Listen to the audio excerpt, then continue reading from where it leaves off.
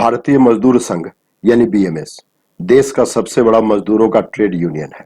Corona के इस संक्रमण काल में अपने सेवा कार्यों को लेकर सुर्खियों में रहा है। इस संगठन ने न सिर्फ मजदूरों को राशन वितरण किया है, बल्कि असंगठित क्षेत्र के मजदूरों को लॉकडाउन के काल में विभिन्न स्थानों पर भोजन की व्यवस्था भी की। सरकार के खिलाफ हमेशा आवाज बुलंद करने वाला यह संगठन मानवीय कार्य को ईश्वरीय कार्य मानता है। पूरे देश में भारतीय मजदूर संघ के कार्यकर्ताओं ने सेवा कार्यों में बढ़ चढ़कर भाग लिया है और मजदूरों का सच्चा हितैषी होने का प्रमाण दिया है। दिल्ली प्रदेश के सेवा कार्यों का हमने मुआयना किया तो कई कार्य सामने आए। उदाहरण के तौर पे इन्होंने सूखा राशन बांटने के साथ साथ कोरोना के खिलाफ लड़ रहे सफाई कर्मियों को सम्मान करने की बात हो या फिर मास्क, सैनिटाइजर, ग्लव्स आदि बांटने की बात हो, इनकी तत्परता देखने को मिली। इन्हीं विषयों पर हमने दिल्ली प्रदेश के संगठन मंत्री ब्रजेश से बात की। आज काफी मुश्किल से बड़ा ही मेहनत करने के बाद से आज हमें दो महानुभावों का समय मिल पाया है, जो दिन रात मजदूरों की सेवा में, गरीबों की सेवा में अपने अलग अलग प्रोजेक्ट के माध्यम से लगे हुए। ऐसे महानुभाव का मैं सबसे पहले आपका परिचय करवाता हूँ। हमारे बीच ब्रजेश जी हैं। आप प्रदेश के संगठन मंत्री हैं, दिल्ली प्रदेश के संगठन मंत्री हैं और दिन रात एक करके इन्होंने मजदूरों की सेवा करी है। और किस तरह से किया है, प्रदेश के स्तर पे, राष्ट्र के स्तर पे किस तरह से किया है, उसको हम लोग एक बार बातचीत करेंगे और बातचीत के माध्यम से जानेंगे कि इन्होंने कैसे कैसे कार्य किए हैं। ब्रजेश जी, आपका बहुत बहुत स्वागत है।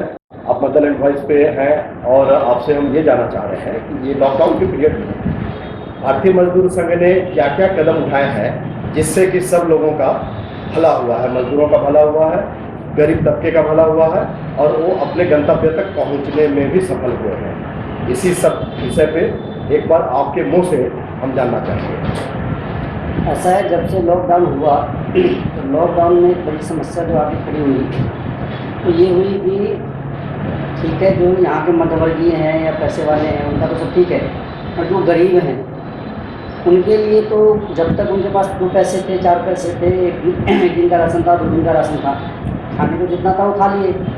खाने के बाद उनका भोजन समाप्त हो गया, उनका कच्चा राशन समाप्त हो गया, कुछ नहीं था खाने को। स्थितियाँ विकट होती चली गई।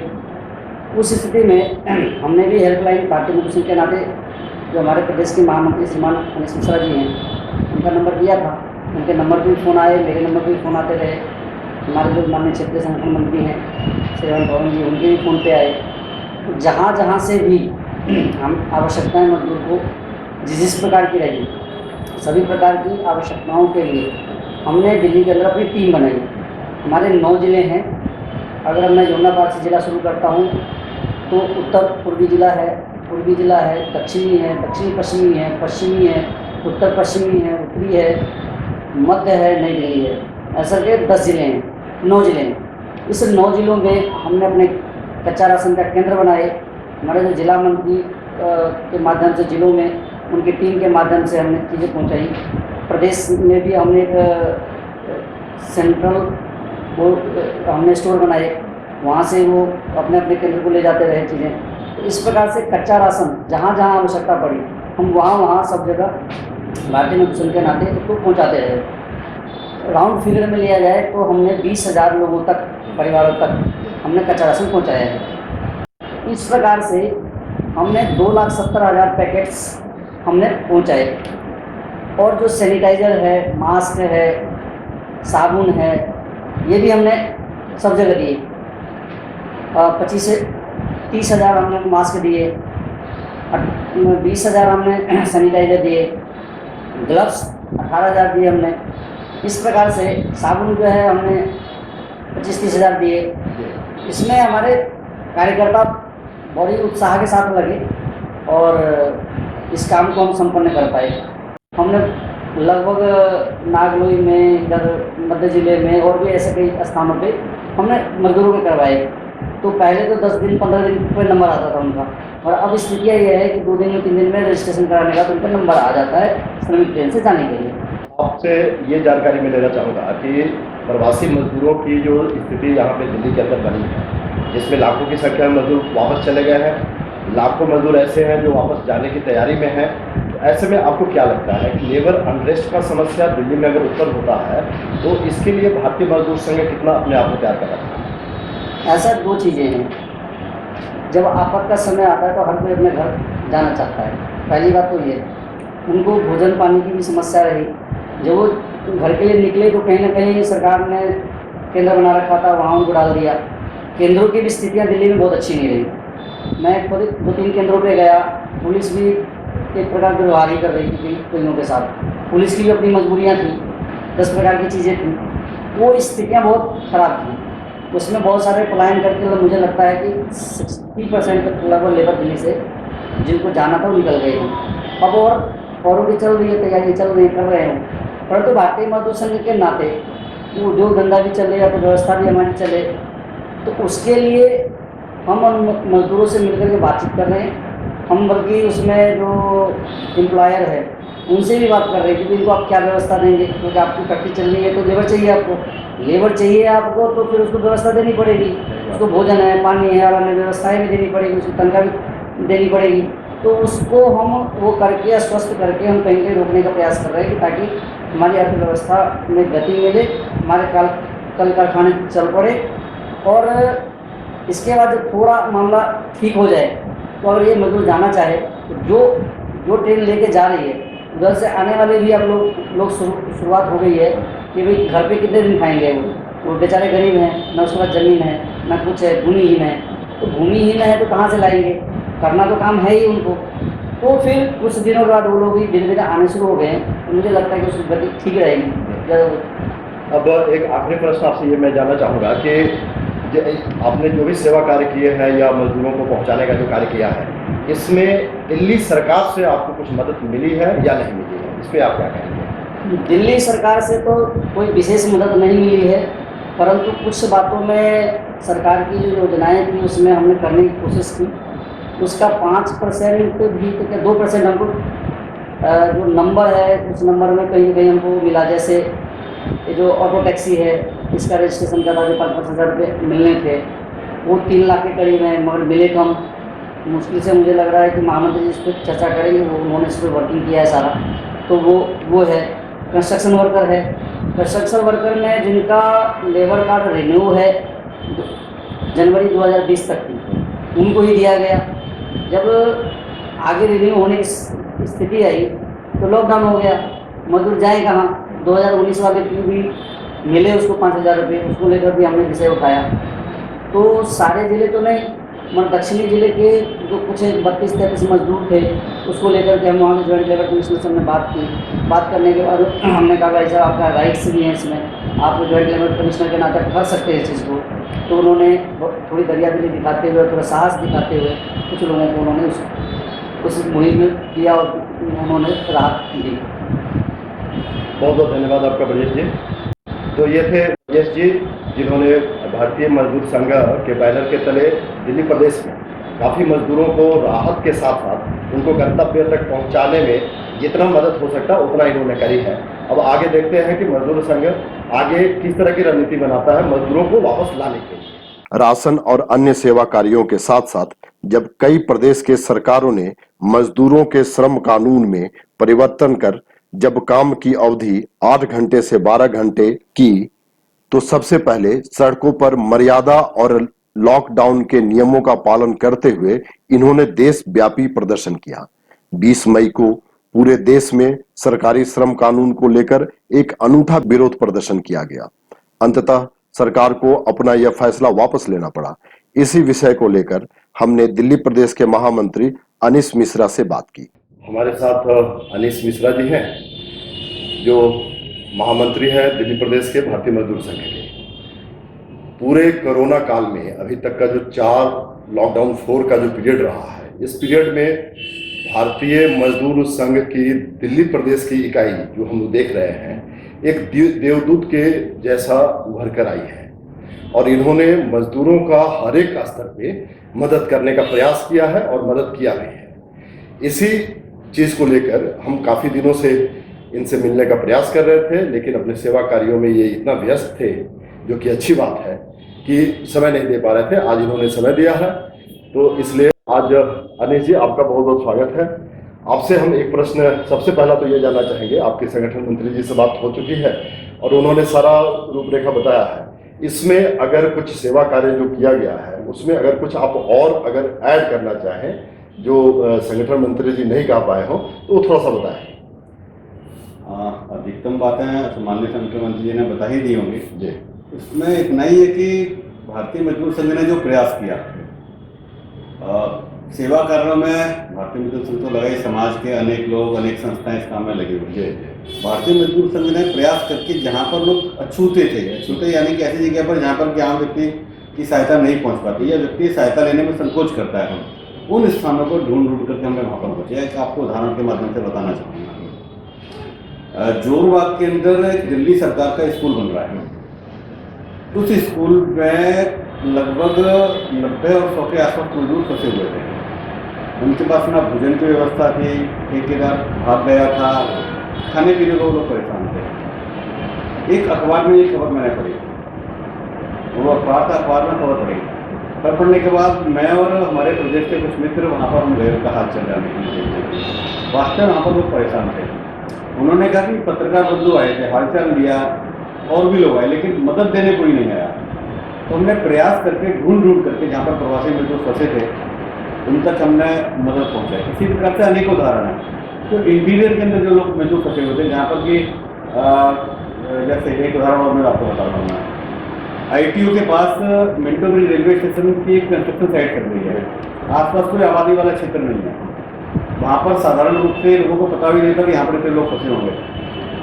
हमारे पास खबर आई कि यहाँ पर इतने लोग फंसे हुए हैं। वहाँ पर भी छत्तीसगढ़ के और बिहार के लोग फंसे हुए थे। वहाँ पर भी हमने 3 बार पूरे लॉकडाउन पीरियड के अंदर 3 बार उन परिवारों को हमने राशन की व्यवस्था की। हमारा प्रयास रहा कि इंटीरियर में जहाँ जहाँ पर लोग फंसे हुए, जिन तक आमतौर पर लोग नहीं पहुँच पाते, मदद नहीं पहुँच पाती, उन तक हमने मदद पहुँचाने का प्रयास किया। अब मैं आपको थोड़ा सा पहले ले चलना चाहूँगा। जब लेबर लॉ कुछ राज्य में जब बदल रहे थे, कुछ राज्यों में 12 घंटे का मजदूरी का कार्यकाल बढ़ाने का जो किया, जिसमें महाराष्ट्र था, उत्तर प्रदेश था, मध्य प्रदेश था। इसमें तो 2 डिस्ट्रिक्ट ऐसे थे जो भारतीय जनता पार्टी द्वारा ही शासित थे। इनके विरोध में आप जब 20 तारीख को सड़कों पे उतरे थे, तो एक तो उसके पीछे का उद्देश्य क्या था, और आप क्या सोचकर मैदान में इस तरह से इस लॉकडाउन के पीरियड में आप लोग उतरे, और किस तरह से उसको आपने सफल बनाया, इस पर ज़रा प्रकाश है। भारतीय मजदूर संघ रेस्पॉन्सिव कोऑपरेशन की लाइन पर चलता है। यानी कि अगर सरकार अच्छा काम करेगी तो हम उसका स्वागत करेंगे, उसका वेलकम करेंगे, उसकी तारीफ करेंगे। अगर जो सरकार कहीं मजदूर हितों की अनदेखी करेगी तो फिर मजदूर को सड़क पर आना पड़ेगा, हम उस लाइन पर। सरकार ने इस कोरोना काल की आड़ में, मैं तो यही कहूँगा कि आड़ में सरकार ने अपना एजेंडा लाने की कोशिश की। भाजपा शासित 3 राज्य, उत्तर प्रदेश, गुजरात और मध्य प्रदेश, इन्होंने लेबर लॉ सस्पेंड किए। राजस्थान यहाँ पर कांग्रेस सरकार है, उसने काम के घंटे 8 घंटे से 12 घंटे बढ़ाए काम के घंटे। मुझे लगता है कि अगर जब लेबर लॉ के होते हुए मजदूर परेशान होता है, अपनी लड़ाई लड़ने के लिए उसको भिन्न भिन्न जगहों पर भटकना पड़ता है, अगर तो लेबर एक ही से एकमात्र आसरा उसके लिए लड़ने के लिए, अगर तो वही खत्म हो जाएगी तो वो कहाँ पर जाएगा। मजदूर संघ को लगा कि वास्तव में सड़क पर आना पड़ेगा। कोरोना के संकट के तहत जो केंद्र सरकार के दिशा निर्देश थे, स्वास्थ्य मंत्रालय के दिशा निर्देश थे, उन सबका पालन करते हुए भारतीय मजदूर संघ सड़क पर आया। हम देश भर की बात करें तो देश भर के अंदर 500 जिलों के लगभग 500 जिलों में मजदूर संघ के कार्यक्रम किए। उसमें अगर मैं दिल्ली की बात करूँ, दिल्ली के अंदर हमारी योजना के 9 जिले हैं, तो 9 जिलों में 300 से अधिक स्थानों पर भारतीय मजदूर संघ के कार्यकर्ता सड़क पर थे। सोशल डिस्टेंसिंग का पालन किया हमने, सरकार की जो भी दिशा निर्देश उनका पालन किया, लेकिन भारतीय मजदूर संघ का कार्यकर्ता सड़क पर था। भारतीय मजदूर संघ का हजारों की संख्या के अंदर उस दिन कार्यकर्ता सड़क पर, चाहे वो आंगनबाड़ी का कर्मचारी हो, चाहे वो एयरपोर्ट पर काम करने वाला कर्मचारी हो, या वो गांधीनगर के लिए एशिया का सबसे बड़ा गारमेंट का मार्केट है, वहाँ पर काम करने वाला मजदूर हो, साप्ताहिक बाजार लगाने वाला, रेहड़ी पटरी लगाने वाला मजदूर हो, सभी व्यक्ति सरकार के खिलाफ सांकेतिक रूप से सड़क पर थे और सरकार को चेतना भी पड़ा। आज जो आपको बताते हुए मजदूरों की ताकत का एहसास कराते हुए आपको मेरे को हर्ष हो रहा है कि उत्तर प्रदेश, मध्य प्रदेश और गुजरात तीनों ने कहीं ना कहीं रोल बैक किया है, मजदूरों के आगे झुकना पड़ा।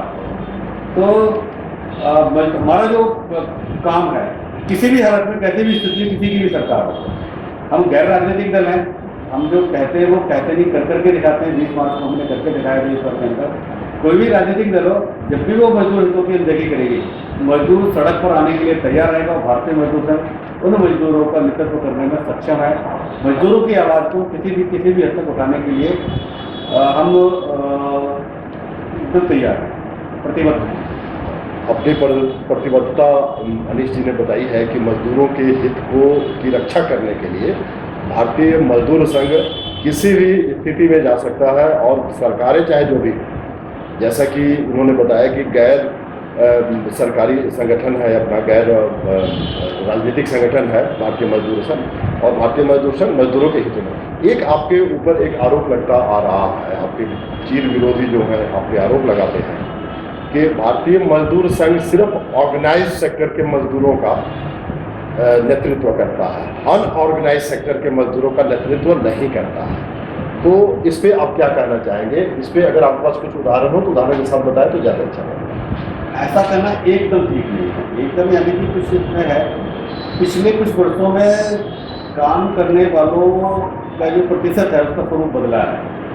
आज की डेट में संगठित क्षेत्र में काम करने वाले लगभग 6% लोग हैं, 94% असंगठित क्षेत्र के अंदर काम करने वाले लोग। ये जो देश के अंदर जो स्थिति बनी है पिछले 15 से 20 साल के बीच में स्थिति बनी है, इन स्थिति में ट्रेड यूनियन का अलग प्रकार का स्वरूप रहा है, अलग प्रकार का काम रहा है। हाँ, इतना कहना मैं जरूर चाहूँगा, जिस मात्रा में किसी भी ट्रेड यूनियन का काम होना चाहिए असंगठित मजदूरों में, उस मात्रा में नहीं है। ये सच्चाई है, सच्चाई स्वीकार करने में हमें कोई दिक्कत नहीं, करनी ही चाहिए। लेकिन आज भी भारतीय मजदूर संघ देश के अंदर सबसे अधिक असंगठित क्षेत्र के मजदूरों का भारतीय मजदूर संघ के साथ है। भारतीय मजदूर संघ के सदस्य भारतीय मजदूर संघ का नेतृत्व करता है, चाहे कोई भी क्षेत्र हो, असंगठित क्षेत्र का, चाहे वो घरों में काम करने वाली महिला मजदूर हो, चाहे वो कंस्ट्रक्शन के क्षेत्र में काम करने वाला दिहाड़ी मजदूर हो, साप्ताहिक बाजार लगाने वाला मजदूर, सभी क्षेत्र के अंदर भारतीय मजदूर संघ का काम है। और धीरे धीरे जैसे स्थिति दिन पर दिन असंगठित क्षेत्र की संख्या बढ़ती जा रही है, भारतीय मजदूर संघ का काम भी इन क्षेत्रों में लगातार विस्तारित हो रहा है। जैसे इन्होंने बताया कि असंगठित क्षेत्र में भी भारतीय मजदूर संघ के काफ़ी ज़्यादा सदस्य हैं और उस क्षेत्र में भी ये काफ़ी काम कर रहे हैं। अब एक अंतिम प्रश्न मैं आपसे ये जानना चाहूँगा कि अभी पिछले दिनों में जब देख रहा था तो आपके यहाँ जो सैनिटाइजेशन करने का जो कार्यक्रम चल रहा था, उसमें आप अपने जो चीर विरोधी आपके जो मजदूर संगठन यूनियन है या यूनियनें हैं, उनके लिए उनके ऑफिसर्स को भी आपने किया है सैनिटाइज। तो इसके पीछे क्या उद्देश्य है? इसके पीछे कोई राजनीति नहीं है, कोई उद्देश्य नहीं है। मैं नाम नहीं लूँगा, देश का जो सबसे पुराना मजदूर संगठन है, वहाँ के अखिल भारतीय पदाधिकारी की हमारे पास सूचना है, हमारे कार्यालय में सूचना है कि ऐसे ऐसे हमारे में संबंधित कुछ लोग पूर्वी दिल्ली के अंदर फंसे हुए हैं, वहाँ तक आप लोग सेवा काम कर रहे हो, कृपया करके हमारे मजदूरों तक मदद कर रहे हैं। विदिन 2 आवर, 2 घंटे के अंदर अंदर हमारे कार्यकर्ताओं ने वहाँ तक राशन पहुँचा। फिर से जो आपने जिनकी आपने बात की, जिनके कार्यालय में हमने सैनिटाइज किया, पास में हमारा कार्यालय, वहाँ पर हमने अपने कार्यालय सैनिटाइजेशन लगातार वहाँ पे लोगों का मजदूरों पूरे लॉकडाउन पीरियड के अंदर दिल्ली के मजदूर वहाँ पर आना जाना था, अपने काम के लिए आते थे, अपने बिजनेस की शिकायतों के लिए आते थे, अनेक प्रकार की सहायता के आस में हमारे पास आते थे। भारतीय लोगों को आना जाना होता था तो कोरोना के प्रति सुरक्षा भी करनी है, तो निरंतर अंतराल के बाद अपने कार्यालय का हम सैनिटाइजेशन करते थे। उनको ये बात मालूम पड़े, उन्होंने कहा अपना तो करते हमारा भी कार्यालय एक बार सैनिटाइज कर दो। हमने बिना कुछ सोचे समझे, हाँ जी हमारा काम है, जब कर रहे हैं जैसे हमारा कार्यालय वैसा आपका कार्यालय है। हाँ, हमारे श्रम क्षेत्र के अंदर ट्रेड यूनियन के नाते हमारी कहीं ना कहीं प्रतिद्वंदिता हो सकती है, कि हम अपना करेंगे, आपका भी करेंगे, तो पड़ोसी के नाते हमने उनका कार्यालय सैनिटाइज के अंदर किसी तरह की राजनीति को देखना और कोई देखना ठीक नहीं होगा। ठीक है, बहुत बहुत धन्यवाद अनिल जी। इन सेवा कार्यों को करने के साथ साथ इन्होंने संक्रमित क्षेत्रों को सैनिटाइज करने का भी काम किया। सैनिटाइजेशन के कार्यों को करने में इन्होंने अपने चिर परिचित विरोधियों के भी कार्यालयों को सैनिटाइज किया। मैं बीएस भाटी, राष्ट्रीय अध्यक्ष भारतीय मजदूर संघ, भारतीय स्वायत्तशासी कर्मचारी महासंघ, भारतीय मजदूर संघ से संबंधित। जी, तो भाटी साहब, मैं ये जानना चाहूँगा कि आज ये जो अभियान चल रहा है सैनिटाइजेशन का, इसके आपने ये अपने चिर परिचित, एक तरह से कहा जाए तो आपके विरोधी हैं, उनके ऑफिस कार्यालय को आप सैनिटाइज कर रहे हैं, इसके पीछे क्या उद्देश्य है? एकता का उद्देश्य है या क्या उद्देश्य है, एक बार बताएं। हमारी जो पुरातन संस्कृति है जी, वो सर्वे भवन्तु सुखिनः वाली है। जी, पूरे विश्व का मंगल हो, पूरे विश्व का कल्याण हो, हम इस संस्कृति के कार्यकर्ता हैं। जी, तो भारतीय मजदूर संघ दिल्ली में मानव की सेवा कर रहा है, वो किसी विचार विशेष की नहीं। किसी भी विचार के लोग हैं, चाहे वो हमारे विचार के हैं, हमारे विपरीत विचार के हैं, लेकिन वो सब भारत माता के सपूत हैं। और भारत माता राष्ट्र हित में हम जो सबके कल्याण का काम कर रहे हैं, सब संक्रमण रहित रहें, कोई बीमार ना हो, सब सकुशल हों और सबका, पूरे देश का, पूरे विश्व का मंगल हो। बहुत अच्छा। भाटी साहब, एक और प्रश्न ये है कि आज बहुत सारे संगठनों ने राजघाट पे धरना दिया था, लेकिन बहुत सारे संगठन तो बहुत थे, लेकिन वहाँ पे कार्यकर्ता मौजूद नहीं थे। 20 से 22 के करीब, 30 के करीब संख्या मैक्सिमम रही होगी। तो उस पर आप क्या कहना चाहेंगे? क्या ये जो इनका जो धरना या इस तरह का जो कार्यक्रम था, वो क्या एक तरफ से असफल कार्यक्रम माना जाएगा कि उसको सफल कार्यक्रम माना जाएगा? देखो जी, ऐसा है कि वर्षों बीत गए, जब कांग्रेस की सरकार होती थी तो ये लोग जितने भी कांग्रेस के साथ में जुड़े हुए थे, जो कांग्रेस से संबंधित संगठन थे, चाहे वो इंटक थी, चाहे एटक थी, या और जो जितने भी संगठन थे, वो सरकार में शामिल होते थे। तो उनका रिवाज और उनका व्यवहार और उनका अनुभव ऐसा हो गया कि प्रदर्शन तो करते नहीं थे, कार्यक्रम होते नहीं थे, लोगों ने जुड़ना, आपस में जो ना इकट्ठा होना, वो उनके स्वभाव में नहीं रहा। जब स्वभाव में नहीं रहा तो इकट्ठे होते नहीं हैं, वो कागजों में है, धरातल पर नहीं है। अब मैं आपसे एक प्रश्न, आखिरी प्रश्न ये पूछना चाहूँगा कि क्या मजदूर जो सड़कों पे हैं, इतने सारे संगठनों को होने के बावजूद भी मजदूर जो रोडों पे जो टहल रहे हैं, जो अपने घर जाने का प्रयास कर रहे हैं, उसके प्रयासों में क्या क्या किया गया भारतीय मजदूर संघ के द्वारा, उस पर थोड़ा सा बताएं। देखिए, भारतीय मजदूर संघ ने पूरे देश में जो अनेक, यानी भारतीय मजदूर संघ ने, केंद्र सरकार ने और केंद्र सरकार से संबंधित और संघ के जितने घटक थे और जितनी भी देश में जो समाज सेवी संस्थाएं थी, सब ने अपने अपनी कैपेसिटी के अनुसार, अपने अपने ताकत के अनुसार, अपने अपने अनुभव के अनुसार काम किया है। भारतीय मजदूर संघ ने भी करोड़ों कार्यकर्ताओं ने देश में काम किया है और जो सबके सामने है। और कोई भी संगठन इस तरीके से पूरे देश में जितने भी और विचार के जितने भी श्रमिक संगठन हैं, वो इस तरीके से ओपनिंग में आए नहीं है, ना वो उन पर इस तरीके का सेवा हो पाई है। हमने खुल के पूरे देश में करोड़ों हमारे कार्यकर्ताओं ने किसी न किसी रूप में जनमानस की सेवा की है और आज भी कर रहे हैं। और आगे भी अगर कोई ऐसी आपदा आएगी तो हमारा जो कार्यकर्ता है वो पूरे समाज के जो शोषित, पीड़ित, दलित, संगठित, असंगठित और समाज में जितने भी वर्ग हैं, जिनको जो भी किसी तरह की परेशानी होगी, जो भी उन्हें किसी तरीके का ऐसा अनुभव होगा कि भाई वो भूखे हैं, प्यासे हैं या वो दुखी हैं, उन सब का सहयोग करने के लिए हम हमेशा रहे हैं और रहेंगे। क्योंकि हमारा संगठन राष्ट्रहित में ही इसकी स्थापना हुई और राष्ट्रहित में हम हमेशा इसी तरीके का काम करते आए और करते रहेंगे। बहुत बहुत धन्यवाद। जैसा कि आपने देखा कि बीएस भाटी साहब अपने पूरे टीम दल बल के साथ ये सैनिटाइजेशन का प्रोग्राम कर रहे हैं और सैनिटाइजेशन के इस कार्यक्रम में इन्होंने AICTU का जो कार्यालय है उसको भी सैनिटाइज किया है।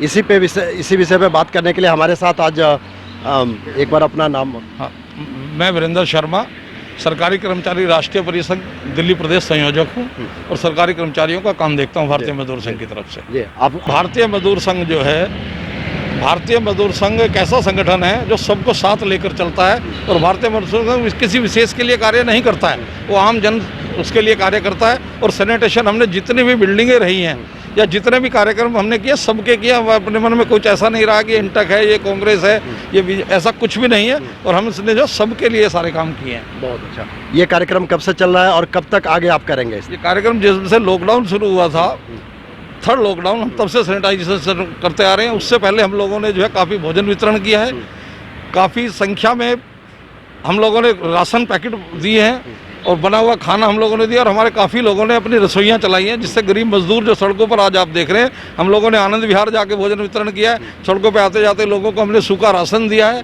ताकि वो अपना चलते हुए में खा सके। और भारतीय मजदूर संघ एक सच्चा सेवक संगठन है और सबकी सेवा करता है और करेगा।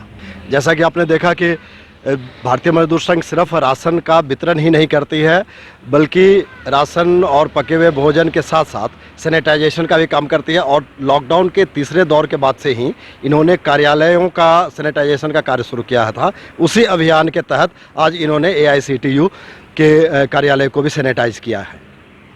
गौरतलब है कि देश कोरोना के संक्रमण काल से लड़ रहा है और इस लड़ाई में भारतीय मजदूर संघ ने सरकार के साथ भी और सरकार के खिलाफ भी जो कार्य किए वे काफी सराहनीय हैं। अब देखना है कि इन कार्यों को आगे किस प्रकार किए जाते हैं। श्रमिकों को गंतव्य तक तो पहुंचाया जा रहा है, लेकिन उनको वापस कैसे लाया जाएगा, यह एक गंभीर सवाल बना हुआ है।